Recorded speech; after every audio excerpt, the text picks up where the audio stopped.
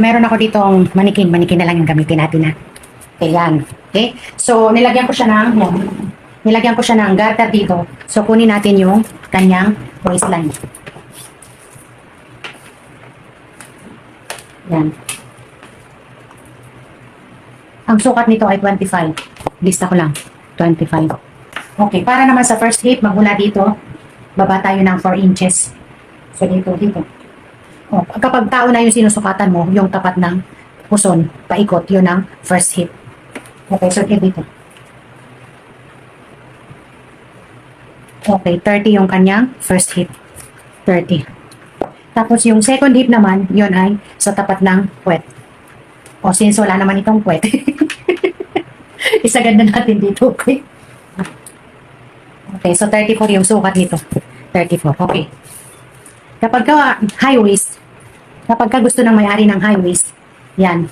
Kapag fitted magmula dito, hanggang saan ba yung gusto niya na pagka high waist, okay? So, tanungin mo siya. Let's say, magmula dito, tataas tayo ng 2.5 inches. Tataas ang 2.5 inches. So, dito, yan. Sukatin natin paikot yan. Kung ilan. Yan. Teka, bumababa. Ang hirap kapag manikin. Dahil bumababa siya. Okay, sukatin natin yan. So, ang sukat ay 27.5. High waist, 27.5. Ngayon, kung low waist naman, so magmula naman dito, gaano kababa naman yung gusto niya ng magsusuot? Or saan niya ba nilalagay? Kung low waist yung kanyang sinusuot, saan niya nilalagay? Yun ang dapat mong malaman. At yun ang susukatin mo. Okay, so magmula dito. Dito niya nilalagay sa gitna ng puson. So, yun ang susukatin mo. Dito. Magmula dito, bababa ng 2 inches. Okay?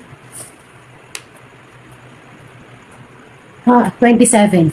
Okay, so, low waist, down 2 inches, 27. Tapos high waist, up 2.5 inches, 27.5 naman siya. So, yung haba, Sukatin mula waistline pababa.